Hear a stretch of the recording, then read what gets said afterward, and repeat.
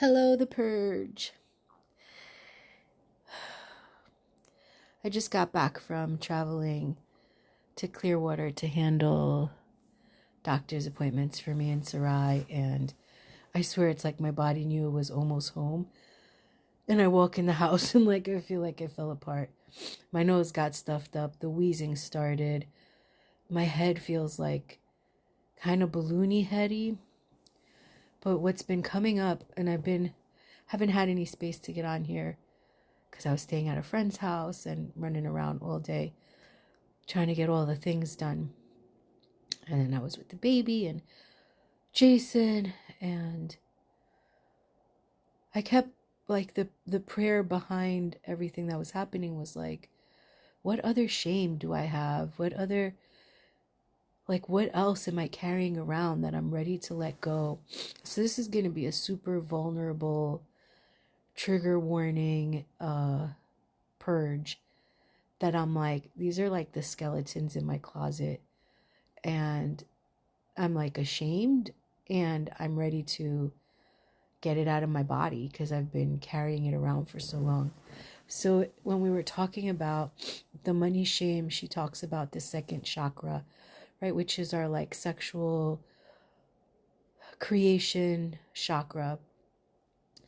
And she also does this, Mami Onami from Safe House does this Wheels Reinvented, which is all about clearing like sexual trauma from the body. And so I've been like, because I don't have any clear, distinct memories of being sexually abused per se, but I have a lot of memories of sex stuff with other kids. I don't know if that was considered appropriate or inappropriate, or like where I had the idea to do these things, if it was just natural, or if something did happen to me, but I've stuffed it so way down that I don't have any memories. And I've really been like, God, like if there's some blockage in there that I'm just not aware of, like I'm ready, like show me, I'm ready to bust through this and move into the next whatever spiral, phase, level, dimension, whatever you want to call it. And the first thing that came up was I was raped when I was 15 years old by one of my brother's best friends. And I trusted him like a brother, right? And I was drinking and smoking weed and partying, and I was 15, and I fell asleep at their house. But when I fell asleep, I was in the bed with his wife and their baby. And then when I woke up, he had pulled my pants down and he was raping me, and I just froze. And then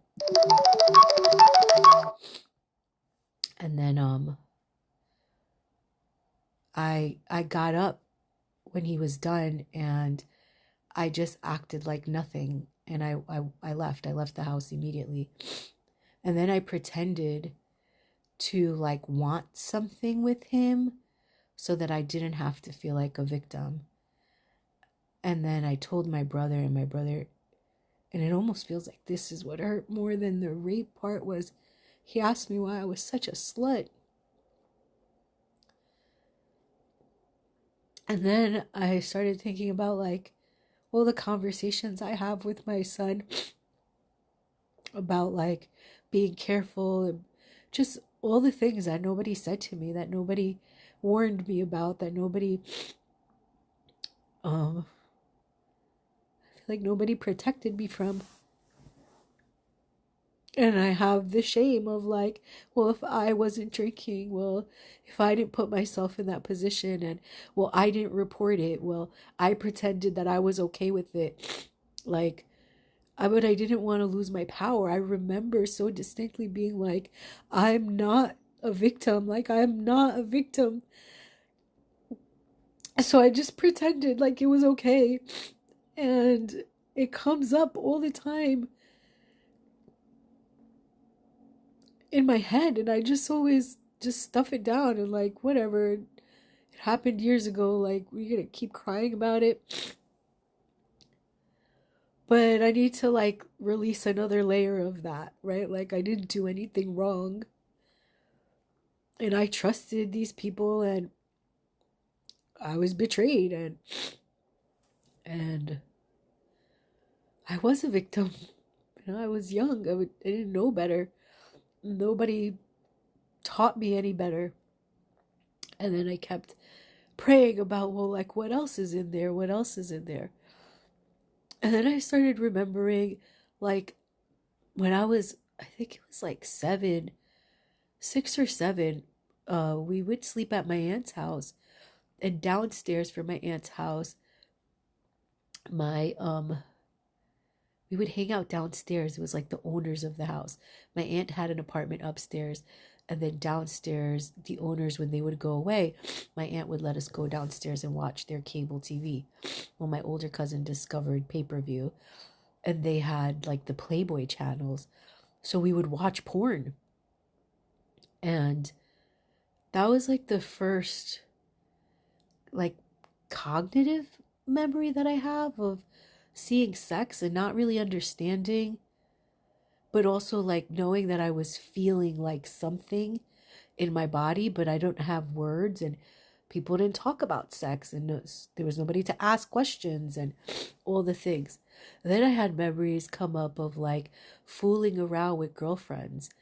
Like I had this one little friend that we would like play manhunt in the dark, but while the other kids were hiding, we were like pretend making out.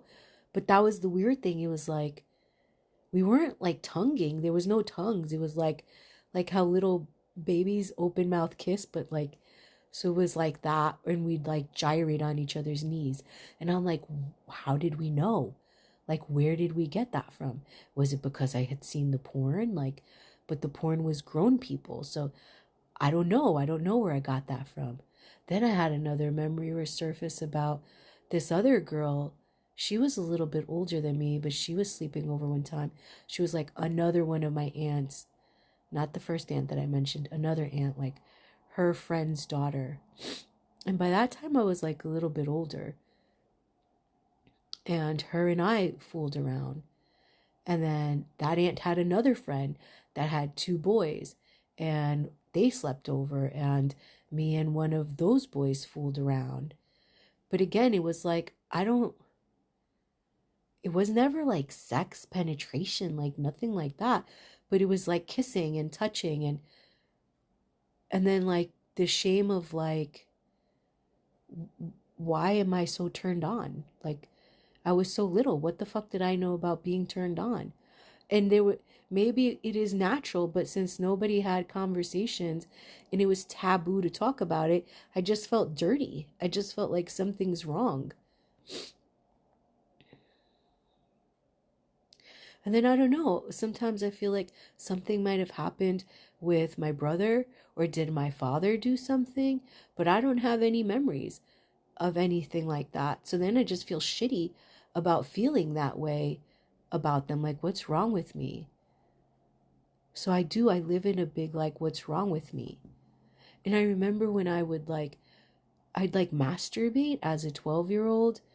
And it was like, as soon as I came home from school, it's like I needed to release this energy. And I'm like, okay, was that just puberty? Was that just hormonal and like just something natural that people go through, but nobody's talking about?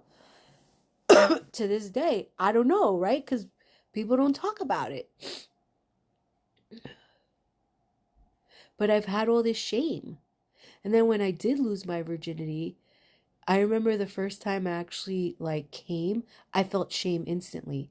And that lasted like well into my 20s, where I would come and I would like feel so dirty and so wrong right after I came. And I brought it up in a lot of therapy and worked through a lot of that, where I feel pretty free of that nowadays. And in my 30s, I didn't feel that way.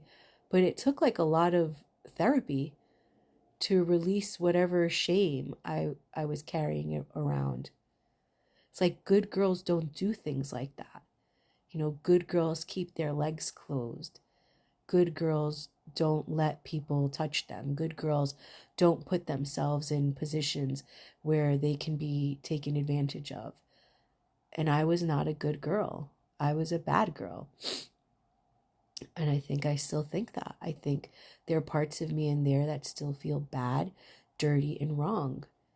And then there are parts of me that are so fucking angry that nobody like talked to me and nobody protected me and nobody explained things to me.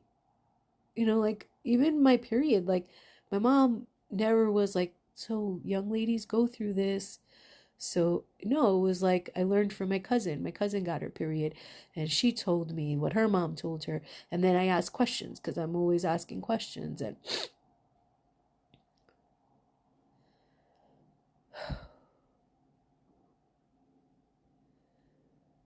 then I was just so angry at God. I was so angry. And at 12, I tried to kill myself. I didn't try. I took a bunch of pills and I had to have my stomach pumped because I was feeling dirty and shame about the things that I'd went through, but I didn't have anybody to talk to about them. And nobody ever even asked me why I took all the pills. Like, nobody asked me why I didn't want to be alive anymore. And I was just so angry. Like, where's this God, right? Like, I used to go to church all the time. And I stopped going to church because I was just like, where is God? Like, all these nasty things are happening. Where is God?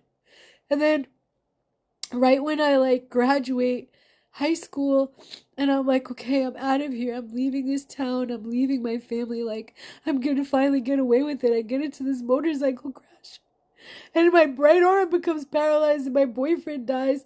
And I'm like, why? Like, what the fuck, God? Like, what the fuck? And I've been so angry. And I feel this rage inside me that I don't want to carry around anymore. I don't want to keep pretending like me and God are besties when I'm fucking angry.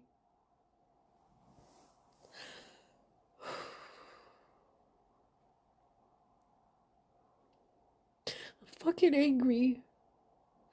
And I like to believe that everything happens for a reason. And I like to think that, well, there's something divine happening, right? And life is magic and beautiful. And I want to feel all those things all the time.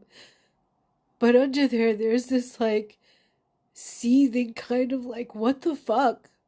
When does it stop? Like, when do I get a break? When does life not have to be so hard? When do I get to stop forgiving? When do I get to just thrive? When does life get to feel magical all the time? Because even now, right, I'm like single momming it. I'm doing the best I can to figure out how to keep myself afloat. Like, it's hard. Every day is hard. I'm one-handed. I get frustrated.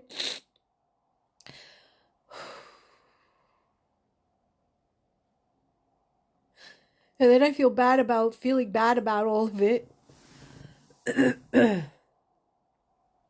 I'm forever seeking and trying to grow and try to rise above it and try to understand it and try to release it and do the work, right? I'm doing the work. But it's all in there. It's all down there.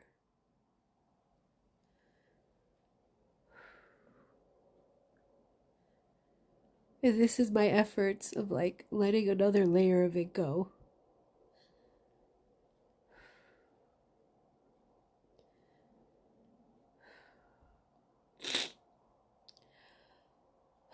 So that's my purge for today. Thanks, Kimmy, for being over there listening.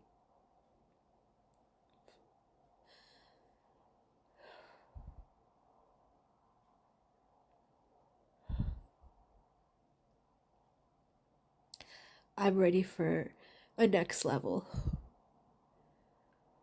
I'm ready for some more embodiment. I'm ready to break through all this and let more of this go. I'm ready to not be so angry.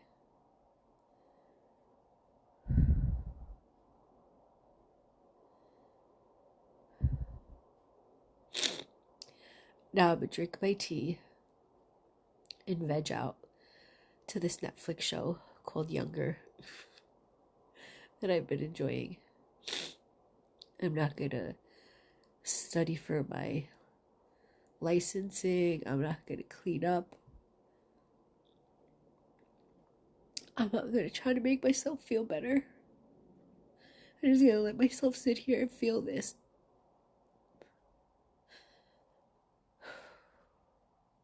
I'm lying because I told myself I would do my Kriya. Because I didn't do my Kriya today. But I'm going to do my Kriya after I get off of this. And then drink my tea and veg out.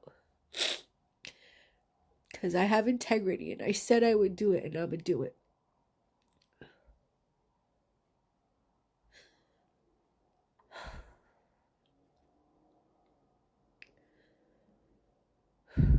All right. I love you guys. Thank you for witnessing me.